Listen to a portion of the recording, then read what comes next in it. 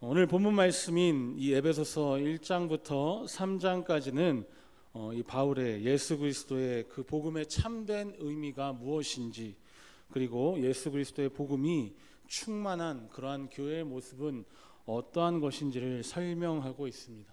그리고 4장부터 6장까지는 이 예수 그리스도의 복음의 진리 가운데 살아가는 이 그리스도인으로서의 삶이 무엇인지를 강조하는 내용입니다.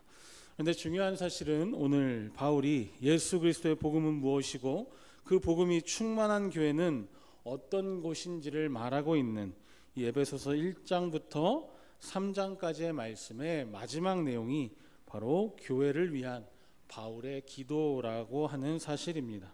오늘 본문 14절에서 15절까지의 말씀을 우리 화면을 보고 같이 한번 읽겠습니다.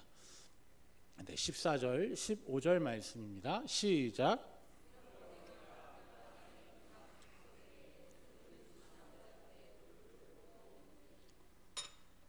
바울은 하나님 아버지 앞에 무릎을 꿇고 기도하고 있습니다. 그런데 오늘 본문이 시작되는 단어가 이러므로라는 단어로 시작됩니다. 왜냐하면 오늘 본문 앞절에서 바울 자신이 교회를 위해서 헌신했다는 사실을 이야기하면서 자신의 교회를 위해 기도하고 있다는 것을 말하고 있습니다. 바울은 자신이 감옥에 갇히기까지 에베소 교회가 하나님께서 보시기에 아름다운 교회로 세워지도록 성장하도록 노력하며 헌신했습니다. 그리고 바울은 하나님께서 자신의 사역을 사용하셔서 에베소 교회를 아름다운 교회로 만들어가고 계신다라고 말하고 있습니다.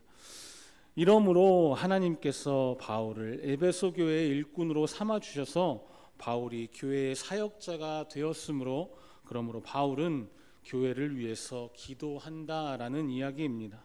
바울은 교회를 위한 일꾼이 되었습니다.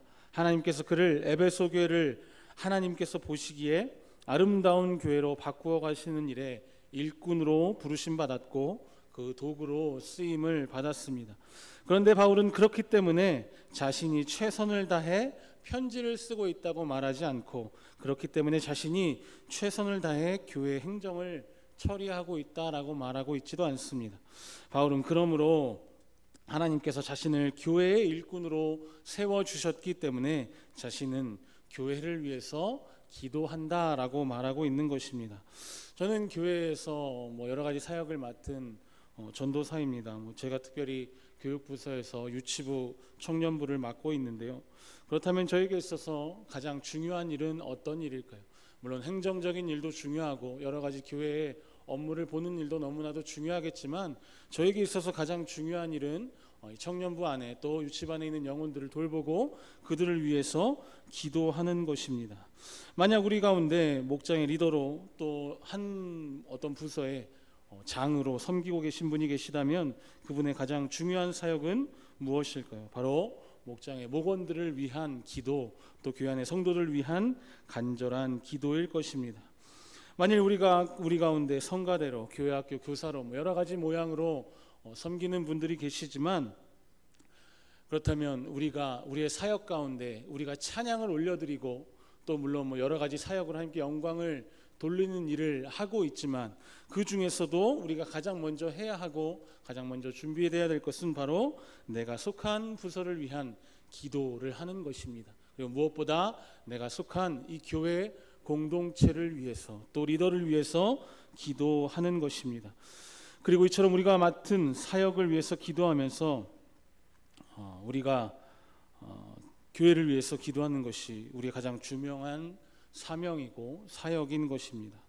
첫 번째로 이 하나님의 말씀이 살아 움직이는 현장이 되는 그러한 교회를 위해서 우리가 기도해야 하는데, 그렇다면 어떻게 기도해야 우리가 하나님의 말씀이 살아 움직이는 현장이 되는 교회가 되는 기도를 할 수 있을까요? 바울은 자신이 하나님께 기도를 한다고 이야기하면서 하나님에 대해 어떻게 소개하고 있는지 오늘 본문 14절 말씀을 다시 한번 읽겠습니다. 14절 말씀입니다. 시작. 그 뒤에가 좀 빠졌는데요. 하늘과 땅에 있는 각 족속에서 이름을 주신 하나님이라고 소개하고 있습니다. 하나님께서는 단지 이스라엘의 하나님만이 아니라 하늘과 땅에 있는 모든 민족, 모든 나라, 그리고 모든 개인에게 이름을 주신 하나님이시라는 의미입니다.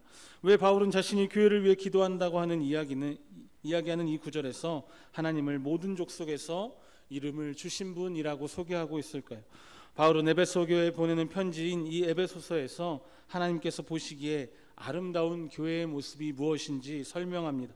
에베소에서 보여주는 아름다운 교회의 모습은 예수 그리스도의 은혜가 충만한 교회입니다. 시간이 흐르고 수많은 세대가 바뀌었어도 아름다운 교회는 여전히 예수 그리스도의 충만한 은혜가 넘쳐 흐르는 교회입니다. 우리가 속해 있는 이 덕양중앙교회가 예수 그리스도의 충만한 은혜가 흐르는 교회가 되기를 소망합니다.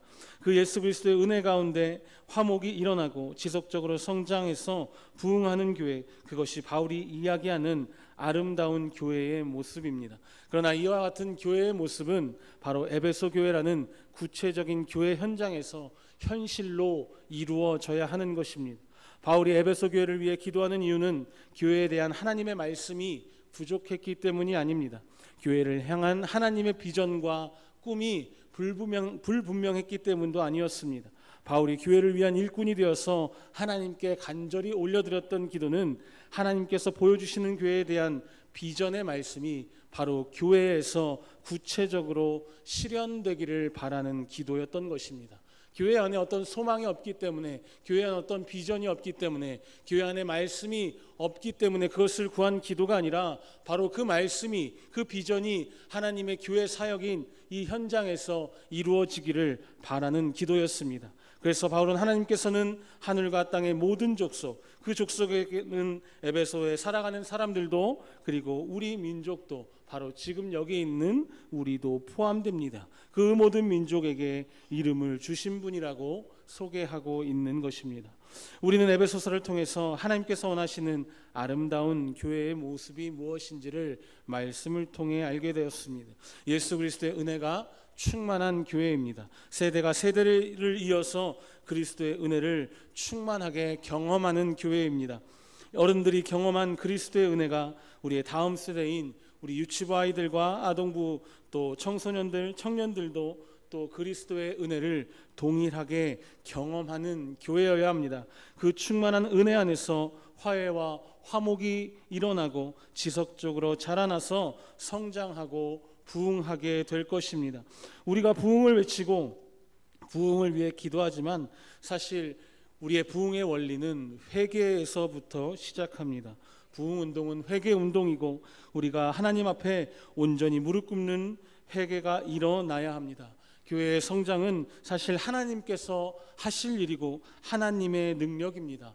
우리의 능력으로 우리가 이 교회 안에 양들을 채울 수 없고 우리가 우리의 교회 안에 양적인 어떤 그러한 성장을 이룰 수 없습니다. 우리가 해야 하는 것은 먼저 하나님 앞에 온전한 모습으로 돌아가는 회개부터 시작해야 합니다. 100년 전 우리나라에 일어났던 평양 대부흥의 시작은 회개에서부터 시작했습니다. 우리는 부흥을 말하기 이전에 먼저 회개함으로 돌이켜야 합니다.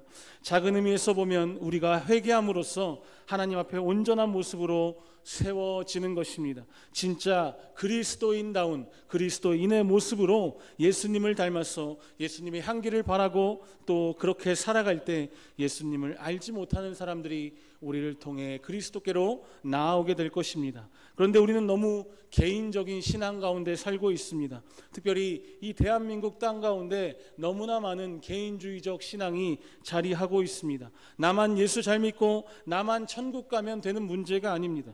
대한민국 교회 그리스도인들 가운데 만연한 이 예수 믿고 잘 살다가 천국 가는 것만이 우리의 목적이 되어서는 안 됩니다.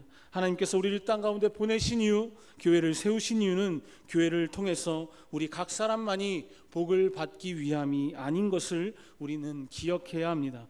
큰 의미에서 보면 하나님께서는 교회를 통해 교회가 일어나서 우리가 살고 있는 이 사회가, 이 세상이 샬롬의 세상, 샬롬의 사회가 되기를 원하시는 것입니다.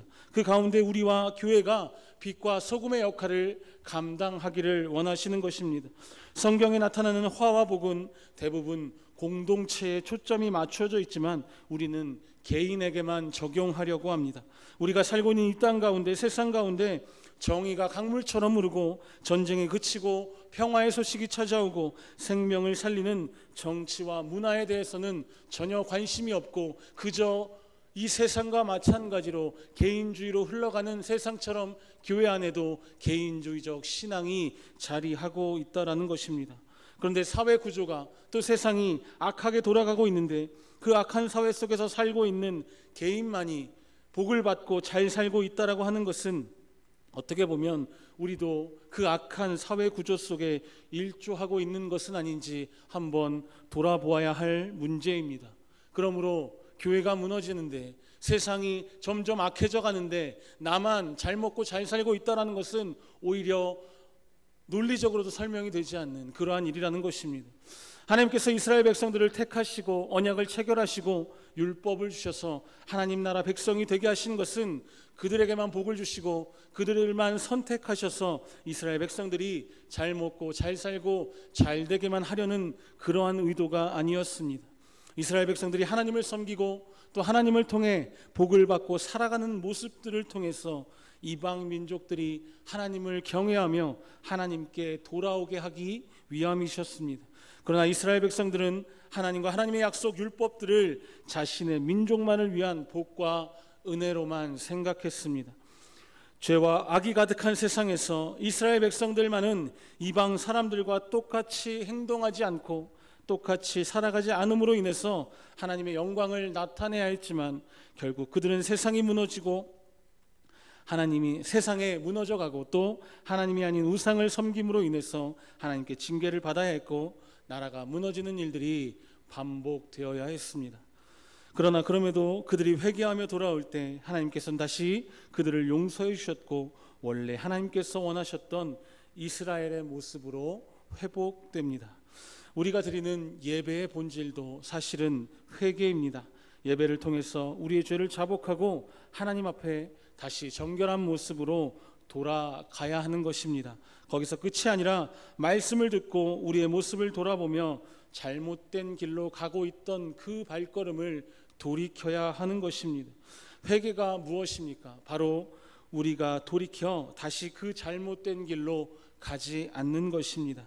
내가 가고 있던 내 길에서 반대로 돌아서서 하나님께서 원하시는 길로 나아가는 것입니다.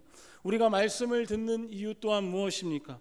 몰랐던 길을, 때론 내가 반대로 가던 길을, 때론 내가 곁길로 가던 길을, 잘못 가고 있던 길을 하나님의 말씀을 들음으로 인해서 깨닫고 돌이켜서 다시 바른 길로, 의의 길로, 하나님의 길로 나아가는 것이 우리가 말씀을 듣는 이유이고 우리가 말씀을 묵상하는 목적입니다. 우리의 죄의 고백과 동시에 우리의 길에서 돌이키는 회개가 예배 때마다 일어나야 할 줄로 믿습니다. 우리는 어떠한 마음으로 예배에 나오고 또 어떠한 마음으로 말씀을 듣고 있습니까? 예배는 복을 받기 위한 수단도 아니고 우리 귀에 듣기 좋은 그러한 이야기를 듣는 시간도 아닙니다. 악한 세상에 살면서 그 가운데 휩쓸리지 않고 물들지 않고 그 속에 살아가면서도 하나님의 영광을 드러내고 빛과 소금으로 살아가기 위해 다시 우리를 재정비하는 시간입니다. 세상에 살면서 지었던 죄와 세상과 다른 길을 걸어가야 함에도 같은 길을 걷고 있었고 그 세상과 동조하며 그 세상과 타협하며 살고 있었던 우리의 모습을 회개하고 돌이키는 시간입니다. 그래서 다시 일어나서 그리스도의 온전한 군사의 모습으로 회복되어야 하는 그러한 시간이 바로 우리의 예배입니다. 다시 우리는 세상으로 나아가 싸워야 합니다. 예배는 잠깐이지만 우리가 세상 속에서 살아가는 시간은 거의 우리 삶의 대부분입니다. 그래서 이 예배 시간을 우리가 어떻게 보내느냐에 따라서 나머지 우리 삶에서 우리가 살아가는 그 수많은 시간의 삶의 질이 결정되는 것입니다. 우리가 이 예배를 통해 다시 회복되지 못하고 다시 말씀으로 돌이키지 못하면 우리는 여전히 세상 속으로 돌아가도 그들과 똑같은 삶 속에서 그들과 같은 생각을 하고 같은 가치관으로 살아가게 될 수밖에 없습니다. 우리 안에 그리스도의 빛으로 어둠을 비추고 소금으로 세상이 썩지 않도록 해야 할 의무가 우리 가운데 있습니다. 우리는 예배를 통해서 회복함을 받아 다시 세상으로 나아가 싸워야 합니다. 그리고 승리해야 하고 그들을 사랑해야 합니다.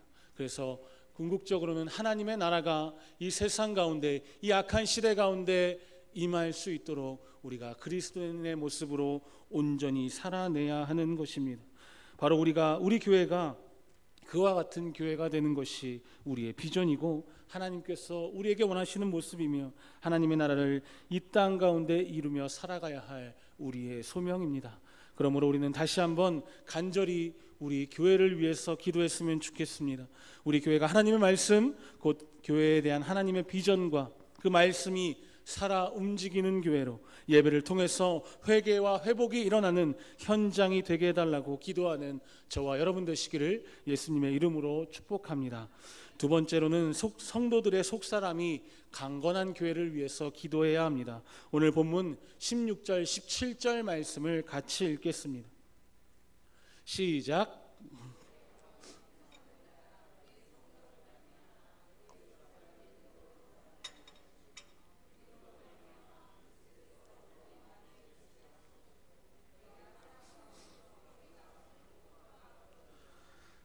그렇습니다. 하나님의 영광의 풍성함을 따라 성령으로 말미암아 에베소 교회 성도들의 속사람을 능력으로 강건하게 해달라고 사도 바울이 기도하고 있습니다. 그런데 바울은 하나님께서 우리의 속사람을 능력으로 강건하게 해주신다는 것이 어떠한 의미인지를 덧붙여서 설명하고 있습니다. 하나님께서 우리의 속사람을 강건하게 한다는 것은 첫째로 그리스도께서 우리 마음에 계시는 것입니다. 그리고 둘째로 예수 그리스도의 사랑 가운데 뿌리가 박히고 터가 굳어지는 것을 말하고 있습니다. 기억나시는 분이 계실지 모르겠지만 제가 주일날 설교했던 설교의 내용이 그런 것이었습니다. 예수 그리스도와 연합하고 그리스도를 내 안에 모시고 우리가 그리스도와 함께 십자가에 못 박혀 죽음으로 인해서 내 안에 계시는 그리스도와 연합하여 살아가는 삶이 되어야 한다는 것입니다. 그런데 우리가 신앙생활을 하다 보면 우리의 마음을 흔드는 것이 얼마나 많이 있는지 모릅니다. 지나고 나면 그렇게 큰 일도 아닌데 그때는 얼마나 크게 느껴지는지 우리의 마음이 마구 흔들릴 때가 있습니다. 또한 사단의 무리들도 우리가 결코 평안한 꼴로 잘 살기를 바라는 마음으로 보고 있지 못하기 때문에 우리를 계속해서 분열하게 만들고 흔들리게 만듭니다. 그런데 신앙생활을 하면서 우리의 마음을 흔들리는 그러한 상황 속에서 어떻게 중심이 흔들리지 않고 강건하게 살아갈 수 있을까요? 예수님께서는 내 안에 거하시고 나는 주님의 사랑 안에 살아가면서 예수님과 내가 단단히 묶여 있을 때 우리는 몰려오는 다양한 상황들 속에서도 우리의 마음의 중심을 잡고 살아가게 될 줄 믿습니다. 나 혼자서는 이길 수도 없고 아무것도 할 수 없습니다. 그런데 오직 예수 그리스도와 연합하게 될 때 우리가 승리하게 되는 것입니다. 이것이 속사람의 강건함이라는 것입니다. 그런 점에서 바울의 기도를 따라 우리도 교회를 위해서 함께 기도했으면 좋겠습니다. 우리 교회 성도들의 속사람이 강건하게 해달라고 함께 기도해 주셨으면 좋겠습니다. 어떠한 상황에서도 흔들리지 않는 이 속사람의 강건함을 허락해달라고 기도해 주시기 바랍니다. 또한 교회를 벗어나서 세상 속에서 살아가는 가운데 세상에 지지 않고 능히 넉넉히 이기며 승리하는 삶을 살아갈 수 있도록 그들이 교회뿐만 아니라 세상 속에서도 가정 안에서도 어디에 있든지 흔들리지 않는 우리 그리스도와 연합하는 믿음으로 살아갈 수 있기를 기도해 주시기를 부탁드립니다. 더욱이 정의가 무엇인지 선과 악이 무엇인지 옳고 그름을 분별할 수 없는 이 혼돈의 시대를 살아가는 우리의 다음 세대들이 성령께서 주시는 영적인 분별력과 그리고 거짓과 진리를 구별하며 살아갈 수 있도록 기도해 주시기를 부탁드립니다. 돈이 진리이고 외모가 자랑인 이 시대에서 믿음으로 흔들리지 않는 강건한 세대가 될 수 있도록 기도해야 합니다. 무엇보다 우리 아이들 마음에 예수 그리스도를 품고 그 믿음의 씨앗이 심겨지도록 기도해 주시기를 부탁드립니다. 세상 친구들과 세상에서 똑같이 살아가지만 뱀이 이슬을 먹으면 독이 되고 별이 이슬을 먹으면 꿀이 된다는 말처럼 세상의 것을 구별하고 분별하여 예수님의 진리 안에서 선하고 의로운 것들을 취하며 살아가는 강건한 우리의 다음 세대 또 강건한 우리 덕양중앙교회 성도님들 되시기를 예수님의 이름으로 축복합니다. 마지막으로 세 번째, 성도들이 예수 사랑의 깊이를 더욱 깊이 알아갈 수 있도록 기도해야 합니다. 오늘 본문 말씀 18절 19절 말씀 우리 화면을 보고 같이 한번 읽겠습니다. 시작.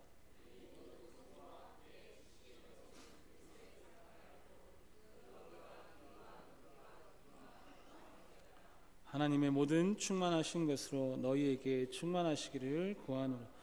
사도 바울은 지금 에베소 교회 성도들을 위해 기도하고 있습니다. 에베소 교회 성도들이 예수 그리스도의 사랑의 깊이를 깨닫게 해달라는 기도입니다. 그렇다면 에베소 교회 성도들은 아직 복음을 깨닫지 못한 사람들이기 때문에 그렇게 기도했을까요? 그들은 여전히 예수 그리스도의 사랑을 경험하지 못했기 때문에 기도하고 있을까요? 그렇지 않습니다. 그들은 이미 복음을 들었고 복음을 받아들였고 예수 그리스도의 사랑의 깊이를 경험한 사람들이었습니다. 그럼에도 불구하고 바울은 지속적으로 에베소 교회 성도들이 예수 그리스도의 사랑의 깊이를 더욱더 깊이 깨닫도록 기도하고 있습니다.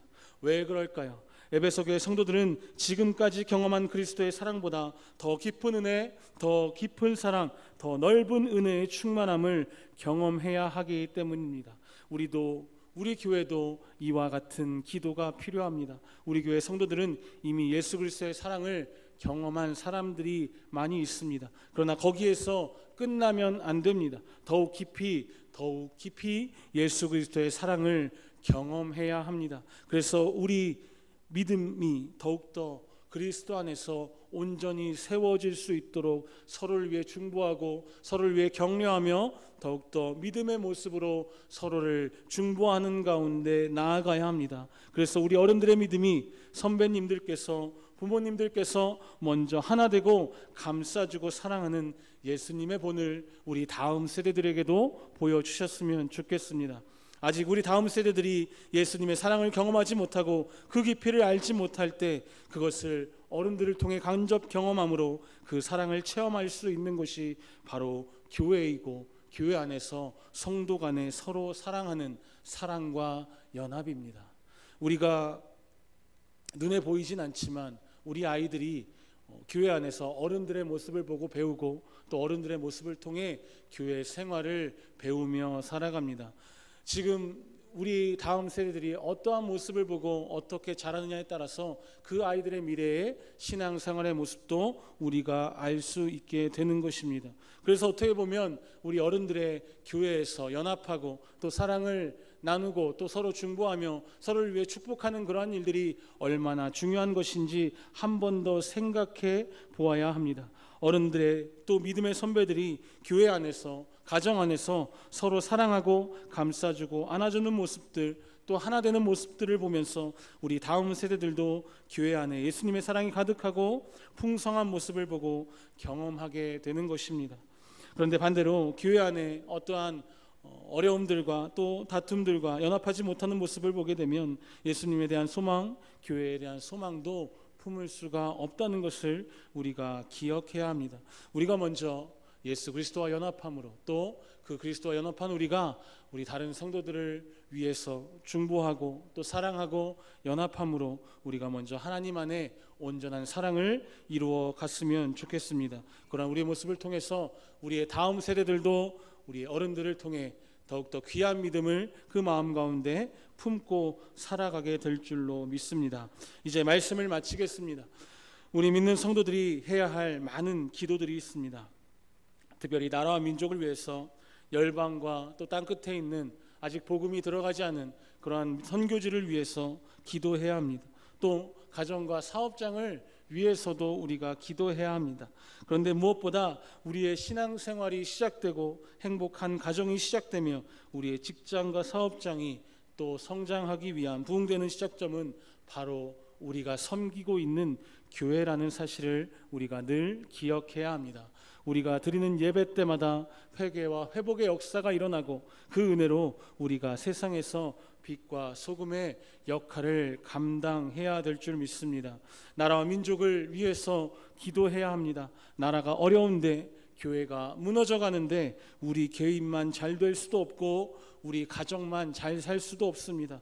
더 나아가서 이 나라가 잘 되려면 예수께서 피값 주고 사신 우리의 교회들이 다시 한번 회복되고 부흥해야 합니다. 그래서 우리가 교회를 위해 기도해야 합니다. 더 이상 손가락질 받고 더 이상 욕먹는 그러한 교회가 아니라 다시 한번 세상에서도 인정받고 무엇보다 하나님께 칭찬받는 교회의 모습으로 돌아가야 합니다. 하나님의 말씀이 살아 움직이는 현장이 되는 교회, 모든 성도들의 속사람이 강건해지는 교회, 그리스도의 사랑을 더욱 깊이 높이 넓게 알아가는 교회, 다음 세대의 본이 되어서 다음 세대를 살리는 교회가 그런 우리 덕양중앙교회가 되었으면 좋겠습니다.